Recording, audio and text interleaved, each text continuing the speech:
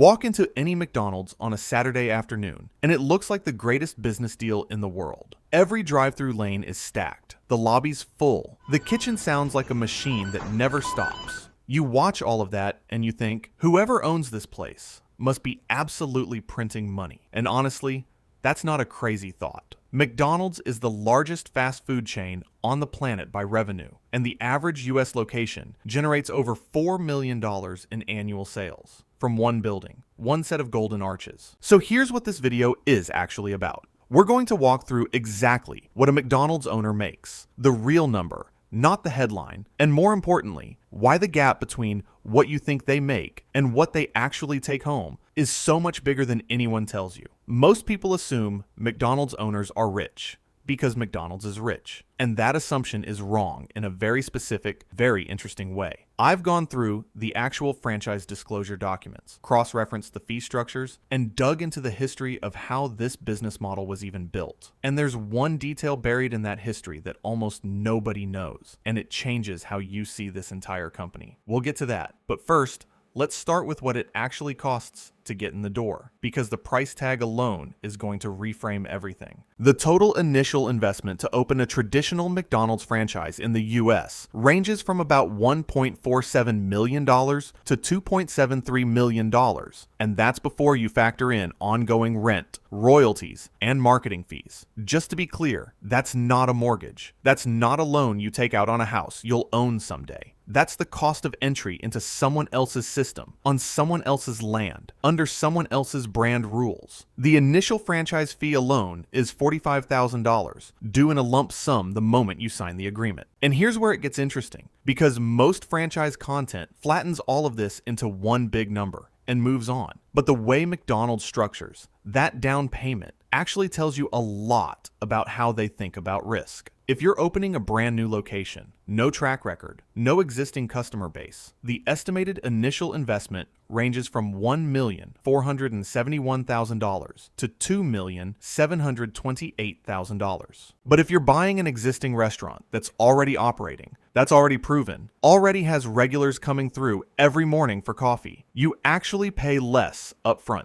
McDonald's requires 40% down for a new build and only 25% for a resale. So the safer bet, the one with the proven revenue history, is actually cheaper to get into than starting from scratch. That's the opposite of how most people think about it. And it's the first sign that McDonald's has thought about every inch of this structure very carefully. McDonald's also requires you to have at least $500,000 in liquid capital and a net worth of over $1 million before they'll even consider your application. And once you apply, if you're accepted into the candidate program, you'll complete 6 to 12 months of training before you're ever allowed to purchase a restaurant. Some estimates put that training window closer to 12 to 18 months. That training includes time at Hamburger University, McDonald's internal training program. So the idea that you write a check and get handed a set of keys, that's not how this works. It's closer to a management apprenticeship, and you have to pass it before you're allowed to spend your money. There's also something most people never think about. You don't get to pick your location. After training, McDonald's may present available restaurants to qualified candidates. They assign you a site. You have essentially no say in the single biggest driver of a restaurant's revenue, where it sits. That's not a small thing. Location is everything in food service, and you're handing that decision entirely to corporate. Okay?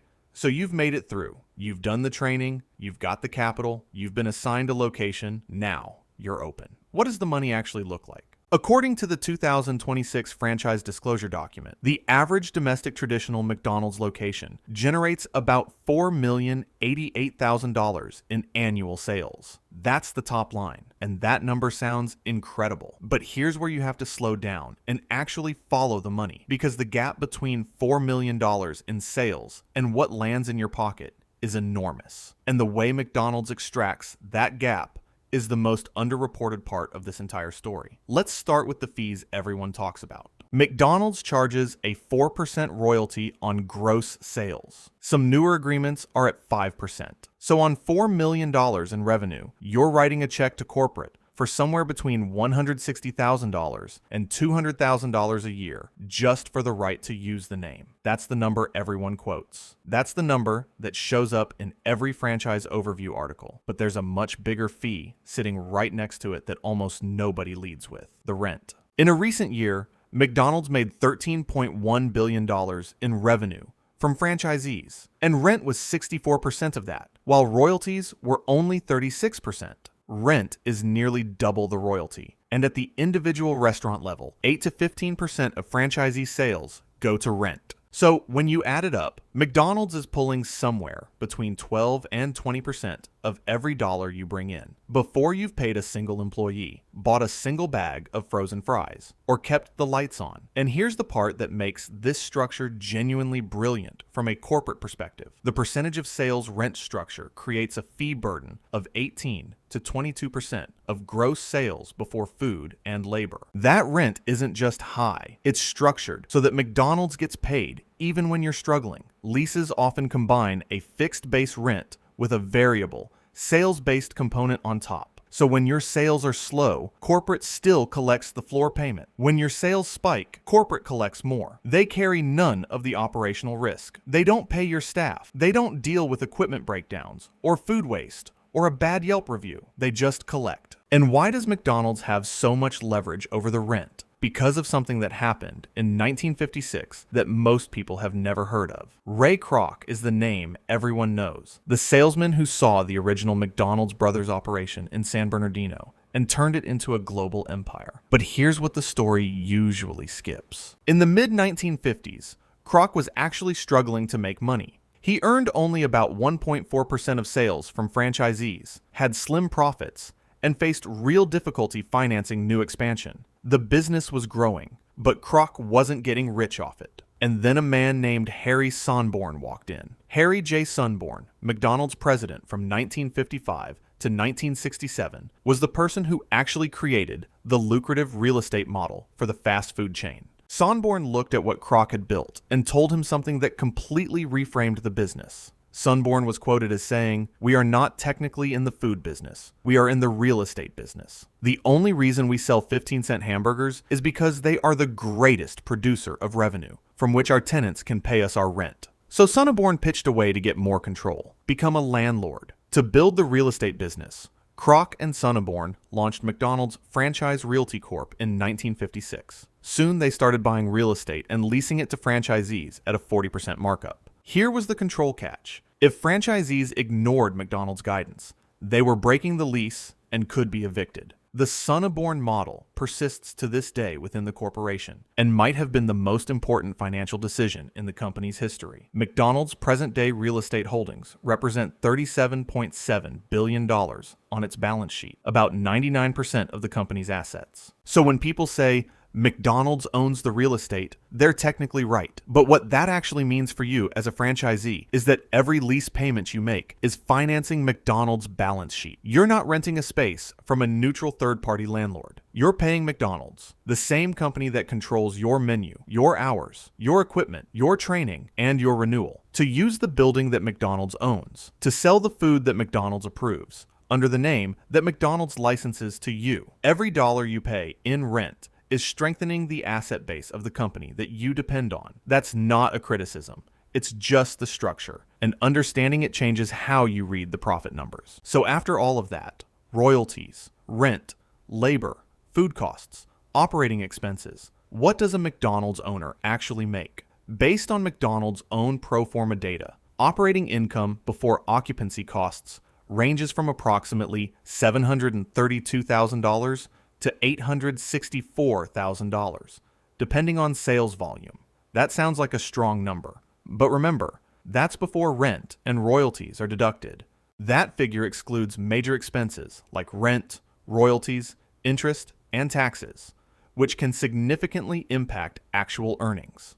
A defensible analytical range for actual owner earnings at one traditional U.S. McDonald's location, based on 2025 data, is approximately $167,000 to $453,000, with a base scenario of about $316,000.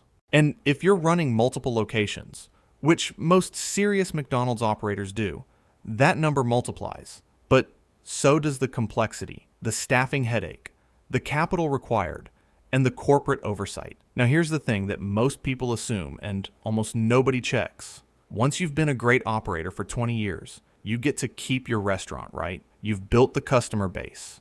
You've hit the numbers.